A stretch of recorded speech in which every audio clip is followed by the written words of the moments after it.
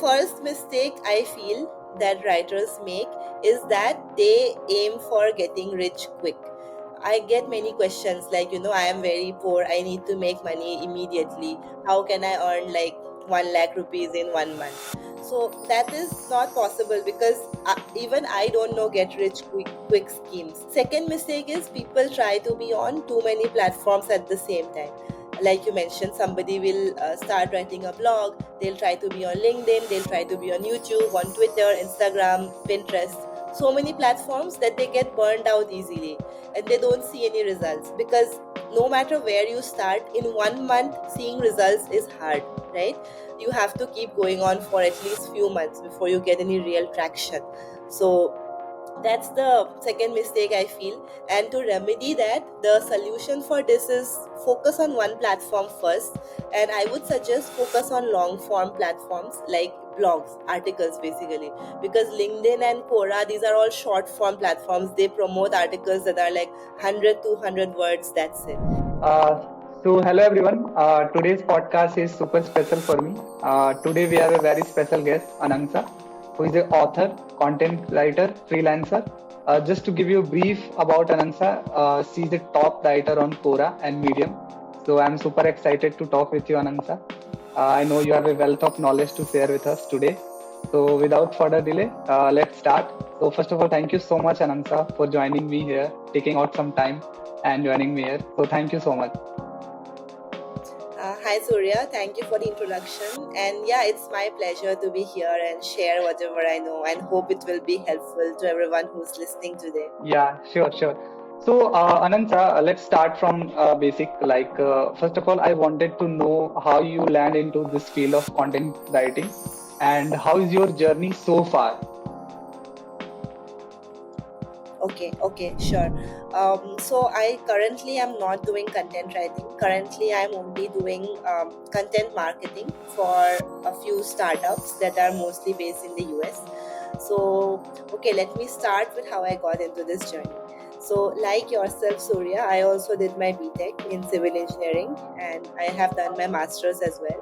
So, I'm a civil engineer, and I always loved writing, but I never got the chance to explore it full time because, as you know, with engineering, you are always busy looking for job, cracking new exams, studying assignments, etc. Right? So that was my story. And during the pandemic, I got some time because of the work from home situation. I got some time to explore how it's possible to make money as a writer. So at that time, all I was doing was I was just publishing my blogs on Medium and just giving my best on Medium. That's it. And that's when a client, a person who has a company, a life coaching company, they really like my articles because my articles were about productivity and self improvement, which is also their niche as they are a life coaching company. So they noticed my articles on Medium and they reached out to me via email asking that if I would be interested in writing for their blog. And the amount that they offered me was really great at that time. I thought this is like way more than my salary that I was getting from my job. So I thought, yeah, why not? I can take this gig up and I can quit my job. I can become a full time writer. So at that time, the paycheck they offered me was $1,500 a month, which approximately equals to 1 lakh rupees in INR. So I thought, yeah, I just have to work for 3-4 hours a day for this work, and I can easily make a good living in India with that money. That was my first step. That's how I got the courage to quit my job because I had this gig in the side. And after I quit my job to become a full time writer, I set up my own website, my own blogging website. I started being active on YouTube and LinkedIn. So I basically set up multiple income sources so I don't have to depend on one client, because if the client suddenly quits the contract, then I'll have no money again, right? So that's how I started all this multiple income streams from my blog, from sponsors, from YouTube, as well as some income from LinkedIn. And that is how I got this courage to start this journey. And currently, right now, I'm doing content marketing for a few startups. So, content marketing basically is like, identifying who who the target audience is of a particular startup, understanding the brand messaging that they want to give out, and then creating content accordingly, and writing blogs to convert casual website visitors to paying customers. So the whole strategy and promotion and content creation thing, that is what I'm currently doing. So yeah, I hope that answers your question. Yeah, yeah, sure. Inspiring. Like I've been following you for so long. Like when Renuka is also on my podcast, so she suggested me like you should invite Anangsha on your podcast, and from then I was following you, and I have read some of your blogs, and it was awesome just I'm to very having happy talked to with hear you. that. Yeah, and Renuka is also a friend, so I also admire all the amazing work she has done at such a young age. So it's really inspiring. Yeah, dots are going to be connected. So I'm excited. Okay, Ananta, if someone want to become a content writer, right? So what is the roadmap? Just give like from basics anyone should follow. What are the resources or people they look up to? Okay, so if somebody wants to get paid as a see, anyone can write content, right? That's not the goal. I mean, if you want to become a writer, I guess people would want to get paid or make money as a content writer, right? So I would, the roadmap that Yeah, I have followed myself to get clients, and that I also advise students, my students, writers who want to learn from me. There is the simple roadmap that I offer. It's not very simple, it's obviously hard, but if you break down the steps, it seems as if everything makes sense. So first of all, the goal is to know what you enjoy writing as a writer, because as a content writer we can create content about so many different topics, right? But if we are not passionate about the topics, it becomes very apparent. If somebody is reading your article and you yourself are not interested in writing about it, the person reading it doesn't get that enjoyment out of it. They will feel that this is very half hearted.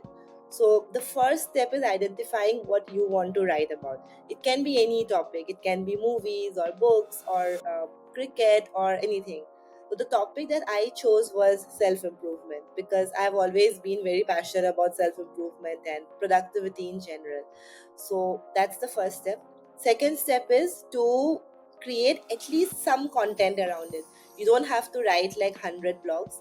Maybe you can write 3 articles, maybe 3 really well written articles, and publish them on some place. You can publish them on your own website, or you can publish them on a place like Medium. I would suggest Medium is great because, first of all, it's free to publish on Medium. And secondly, as a website, Medium has a very high domain authority. So it has a great chance of ranking on Google. If you write quality articles, Medium will help you rank on Google because of their high domain ranking. So that's the second step. Create really good quality, at least 3 articles that you can show as your portfolio to the client, to your ideal client, right? In whatever niche you want. Then the third step is to look for these clients. So how will you know who is your ideal client, right? So that the key that I use is to look for tools on Google. Say for example, you want to write about mental health. So you can search on Google mental health tools or mental health apps. Then you will get a list of say top 15 mental health apps in 2024. So you can go through that list, and don't target the ones that are really popular, because the ones that are really popular will obviously already have their own content writers. So they will not employ you. You are a newcomer, so they won't employ you. But instead, look for newer apps or newer tools that have just started their business. They don't have their own blogs yet. They don't have their own content strategist yet. And then you can, once you make a list of say 20 or 30 potential brands that you can reach out to become a content writer, next is the time to do some deeper research. Find out who the founders and co-founders are. Mostly on the about page of a company you will see who the founders are. Then you can go to their LinkedIn or go to their email, and you can send them an email saying that, hi, my name is Surya, I have written these blogs which are currently doing well on Google. You can check it out. I feel that your website is really good, your product is really good, but you don't have a blog yet.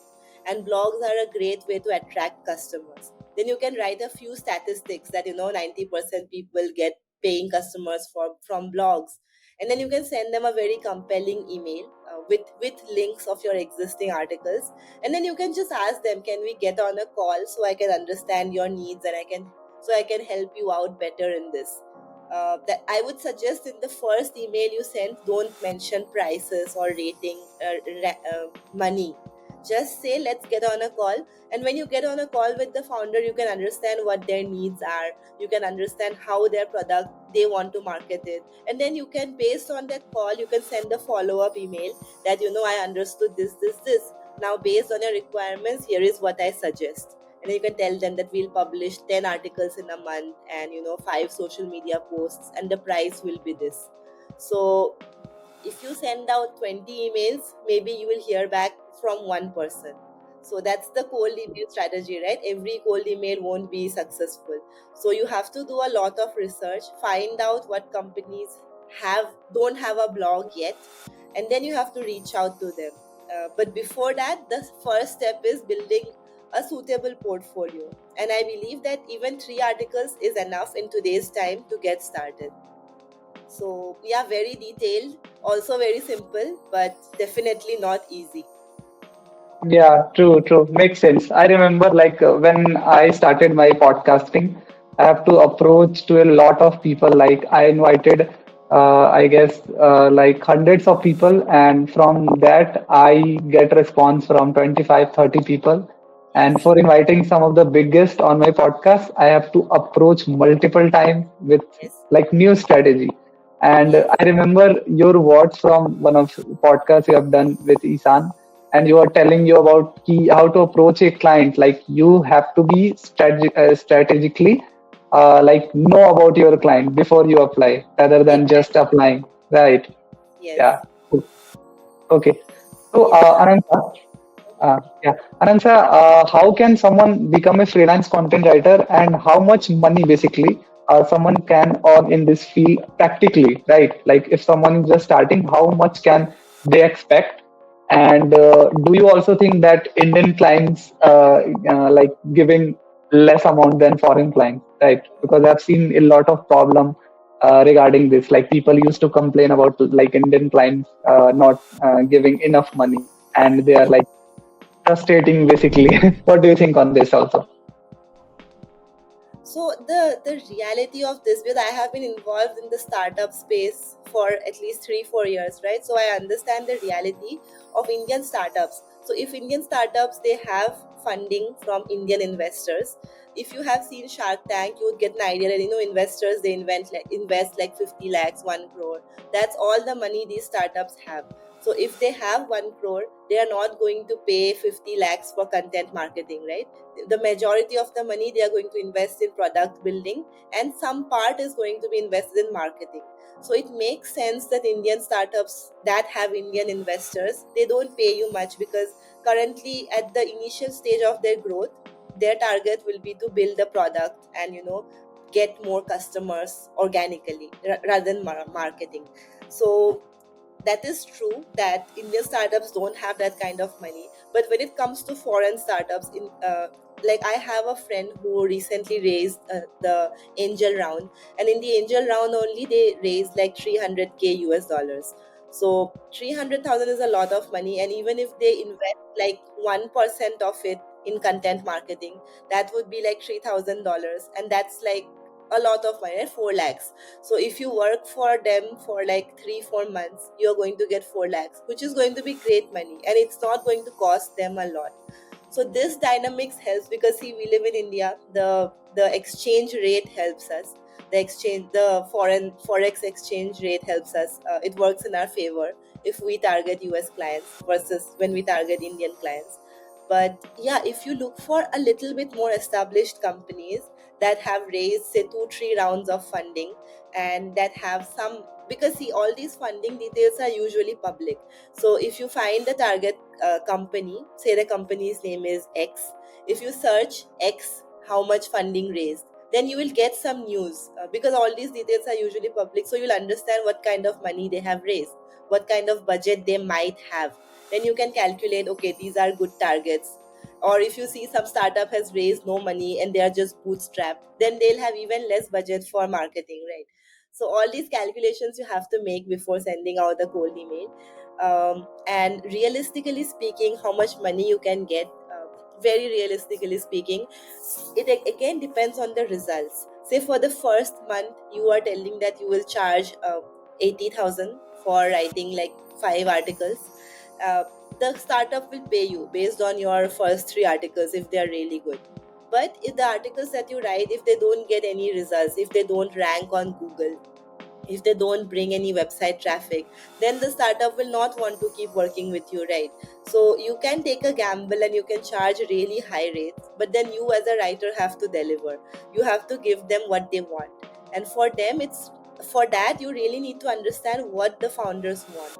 That's why I mentioned, right, getting on a call, understanding their mentality, understanding their requirements, and then delivering on them. uh, okay, again, realistically speaking, as a freelance writer, if you look for Indian clients, I have worked with people who are willing to pay say 8,000 for one article of 1,000 words. And if you look at foreign clients, I have worked with people who are willing to pay $500, which is like 35, 40,000 for an article of 1,000 words. So that's the difference between Indian and US clients. I'm not saying that 8,000 is bad money. It's definitely good money if you are starting out as a writer. And initially, you cannot aim to get $500 for one article, right?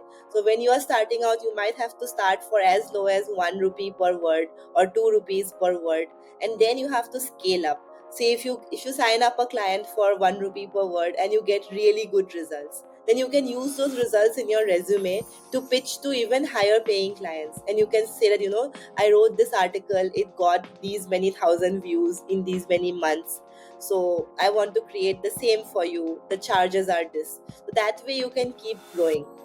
But initially, aiming for too much money will backfire because nobody is going to hire a beginner for 8 rupees per word, right? Initially, 1 rupee per word is also good, but you can scale up very quickly. That's the best part. Even with one high performing article, you can just multiply your rates by 2 times, 4 times also.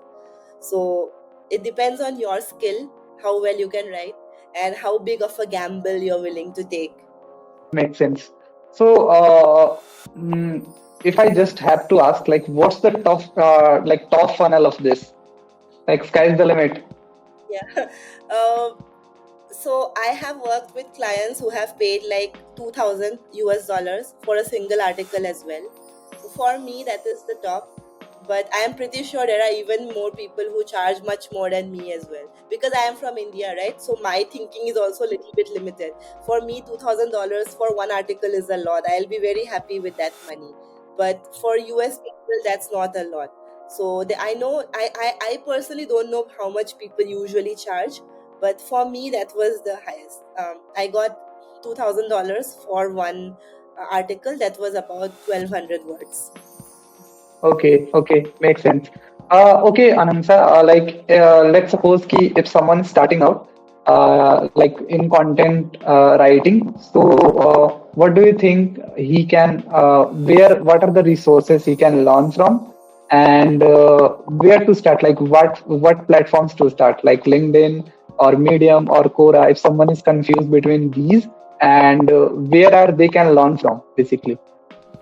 Okay, so see, for learning to write, I think the best way to start is from Google. Say you want to write about productivity hacks, just Google best productivity hacks. The first 5 articles that rank on Google, they rank for a reason, right? Because they are written very well. Google thinks they are very valuable. So read those 5 articles. Try and be very critical about them. Analyze them. What makes them work? What is the word count? What is the structure? How many links are there?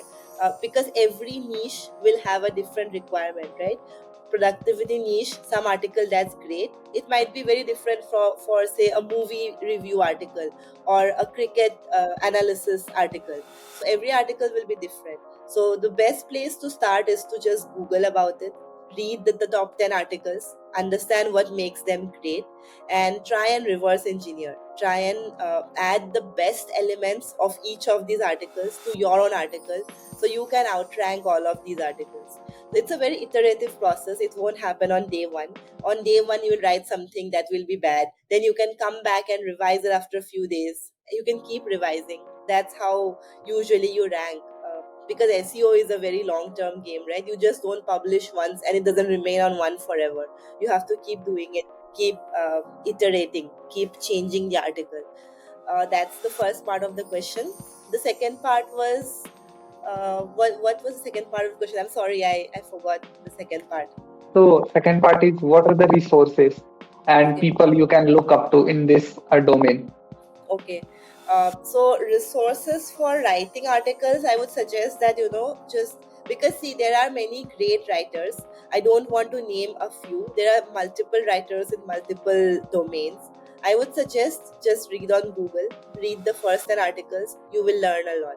And on those 10 articles, if you see some common names, like if you search 5 6 topics and in the top 5 you see some common websites or common names, that means they are doing a really good job. So it would be a good idea to read other articles on their website as well, to see what is making them so special. Why does Google like them so much?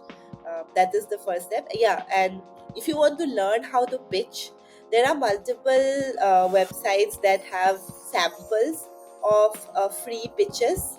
Let me just search for you. I exactly don't remember the name. Yeah, just a moment. Yep. So there is this website called uh, there's this website called the Open Notebook. So if you just search on Google the Open Notebooks pitch database, so they basically have over 300 pitches that got people accepted. So as we know, cold emailing and pitching is hard, right? So if we read through all these 300 pitches, we can get a really good idea of how to succeed. And the best part is it's free. The Open Notebooks pitch database is free. It's free for everyone, so you can just go there and have a look. And recently on my YouTube channel, I made a video about 5 free resources that will help people become a better freelance writer. So I have talked about pitch resources, about headline analyzers, about SEO tools to make your article better. So you can definitely check out that video as well. Yeah, I will link that video in the description. Cool. So, Anangsha, you have mentored a lot of people also, like students also. So, what have you noticed? Like, what are the three mistakes early writers, initially writers used to do it? What are the three mistakes basically? Okay, okay. This is a topic I feel very strongly about. So let me share my experience. So, first mistake I feel that writers make is that they aim for getting rich quick. I get many questions like, I am very poor. I need to make money immediately. How can I earn like 1 lakh rupees in 1 month? So that is not possible because even I don't know get rich quick schemes. There might be ways, but I'm not the right person to answer that question. So according to me, I feel that before you aim for making money, the first step should be aim to learn, to upskill, to gather good reviews, good testimonials for yourself, and then you can make money. It won't take you super long. If you are doing this for 1 year, I'm pretty sure at the end of a year you are easily going to get more than 1 lakh in a month. But that initial patience, that persistence has to be there, which many writers fail. They start writing and in 1 2 months they don't get any good money and they just give up. But that's not going to happen. Nobody starts, even if you're working at the job, you won't become manager on day one, right? You'll start as an intern, then you'll become something, and then in 2 3 years you'll become manager, right? So first mistake. Second mistake is people try to be on too many platforms at the same time. Like you mentioned, somebody will start writing a blog, they'll try to be on LinkedIn, they'll try to be on YouTube, on Twitter, Instagram, Pinterest, so many platforms that they get burned out easily and they don't see any results, because no matter where you start, in 1 month seeing results is hard, right? You have to keep going on for at least few months before you get any real traction. So That's the second mistake I feel. And to remedy that, the solution for this is focus on one platform first. And I would suggest focus on long form platforms like blogs, articles basically. Because LinkedIn and Quora, these are all short form platforms. They promote articles that are like 100, 200 words, that's it. And these are not very searchable. Like if you wrote a really viral post on LinkedIn, after 1 month you can't search for it. If you search on Google, you are never going to find that. But if you write a really viral Medium article, even after 3 years, if you search for it, you can still find it because of that searchability factor that long form content has. So, if somebody wants to become a content writer, I would suggest starting with long form in the beginning. Later on, when you have more experience, when you can create content in short time, then you can aim for more platforms, because then a LinkedIn post will not take you too long. But when you're starting, even one LinkedIn post can take you like 30 minutes or 1 hour, and you will be so exhausted if you try to write for 5 platforms at the same time, right? So yeah, that's the second mistake. And the third mistake I feel people commit is that they try to be consistent and they try to post every day on platforms like LinkedIn or Instagram. And in that race to be consistent, they forget to add value. Like for on some days you wake up, you have no good ideas in your head. So what do? You need to be consistent, so you just post some trash. You post a meme or you just post something random, and it just brings down your brand value. It brings down your credibility if you're posting random things. So I feel that posting every day is definitely not important. You can even post once a week, but if you make sure everything that you post has some value, then your credibility won't be lowered, your brand value won't come down. So yep, these are the top 3 mistakes that I see many of my students making, and I have guided them and coached them through not making these mistakes. Makes sense. Makes sense. Okay, Nansa, there are a lot of things like someone can become copywriter, article writing, blog post, ghost writing. So, what are the difference among them? Like, if someone is just starting out, they have confusion. Key, what are the these things? Like so many things. So, and if someone is just starting out, where to start now? Like, what to write first, or where to go write? Like, basically. Okay, so yeah, like you mentioned, different things. So copywriting is basically writing to sell. Copywriting has only one goal: your writing should convert, make people buy. It can be like writing a sales page. It can be writing a landing page or writing a sales email. All of these come under copywriting. And copywriting definitely pays well, but it's not easy to crack. It's a skill that takes some polishing. In the beginning, it won't be really good. And ghostwriting is when you are writing something for somebody else's profile that won't be published under your own name. So that's ghostwriting. It's also a very high paying gig. But the worst part about ghostwriting is you don't have anything to show on your resume, because you might have written for a Fortune 500 company founder. But if you can't show it to anyone else, it's just valuable to you for the money, right? Once you get the money, that's it. You cannot tell anybody else that you wrote. So that pros and cons of ghostwriting is there. And content writing is when you're writing any kind of content, right? It can be blogs, it can be social media posts, it can be LinkedIn posts, it can be all of these things. So again, if somebody is starting, it depends on what their skill is, because they have to pick something that they really enjoy, right? Say for example, I don't really enjoy writing social media captions, I don't really enjoy writing Instagram posts. I enjoy writing long form, because I feel that if I write something in 1,000 words, I can do justice to the topic. In 100 words, you just write the gist or a summary of it. So I don't really enjoy writing LinkedIn posts. So when I started my career, I mostly published long form articles, and currently all my clients that I have, high paying clients, they only pay me for writing long form posts. I haven't yet taken up anybody for copywriting or for social media writing, because that's my thing. But if somebody feels that they have a really good skill for selling, writing something that sells, then they can start as a copywriter, or they can start as a website content writer, like writing content for a website. It depends on that person's skills, and it depends on their interests. uh, I started with what I knew best, so I would suggest the same to you. If you are a new writer, Just understand what your skills are, understand what you are really good at and you enjoy doing, and then you can focus on that and make that a career.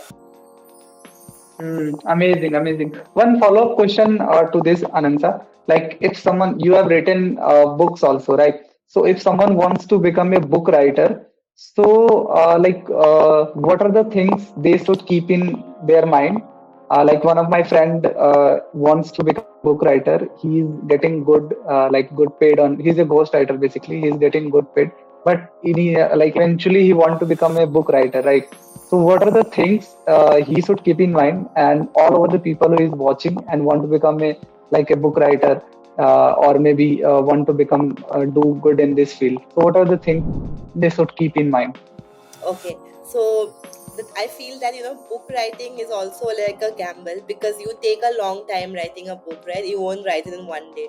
You will take at least 1 month, 2 months, 3, 4 months to write a book, and it's not very easy to make money from books, because even if your book becomes a bestseller, you are not going to get the full MRP of the book as the profit, right? If your book is priced at 200 rupees, maybe the printing cost will be 150 rupees, and you will only get 50 rupees profit. And if you're keeping the book in bookstores or in other online stores like Amazon, they also charge some fees, which, like for me, I have an Amazon seller account. I have to pay 199 rupees every month to Amazon just to have this seller account. So these kind of hidden costs are there. So I would suggest that if you're writing a book, don't aim that this book will make me rich. If you have that goal, it's going to disappoint you.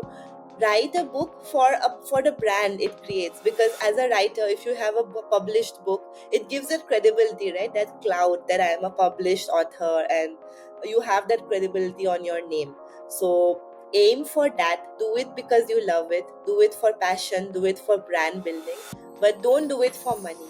It is definitely possible to become rich by selling books, but it's also very rare.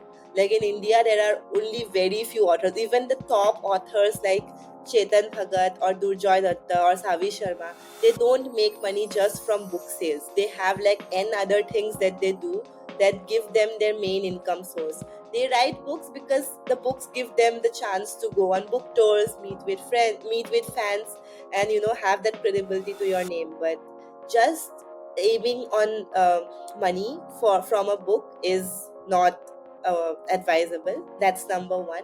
And number two is, again, writing a good book is not enough.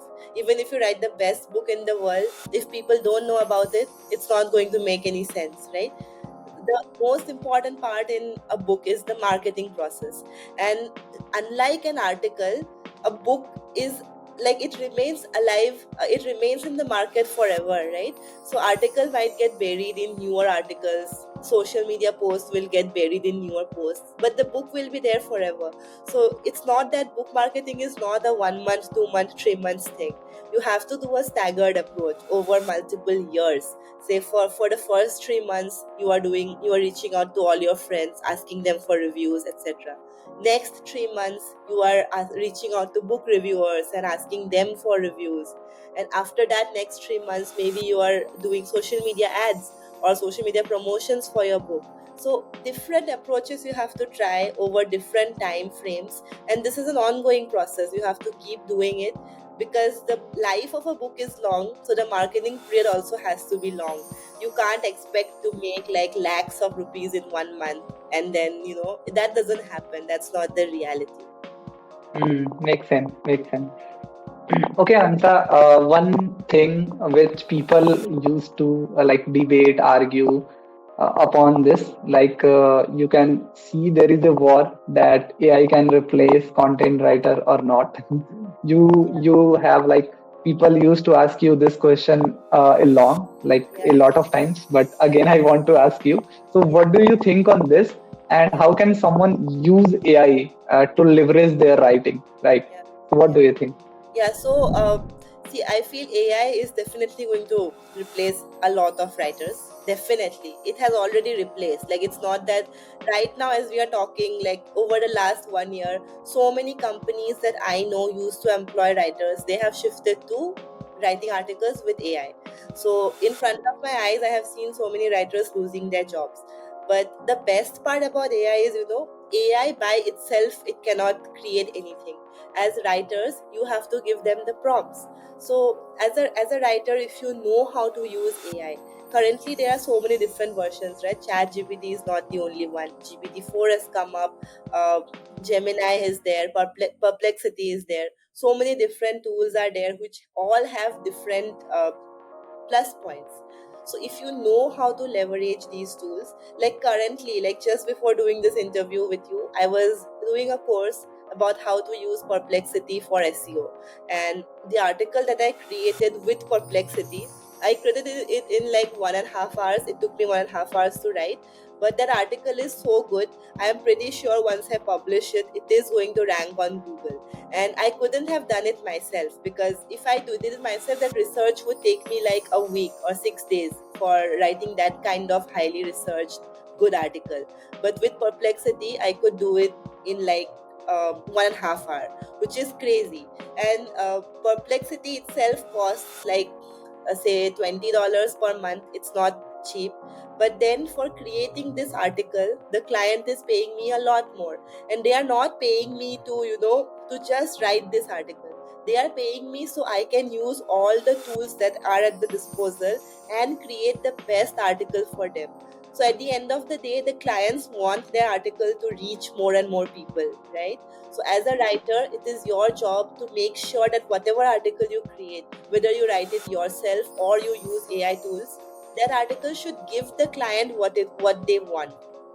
My client wants to rank one on Google, and I have used Perplexity and GPT-4 to create something for them. It doesn't mean that only GPT-4 could have done it for them. Otherwise, why would they pay me so much, right?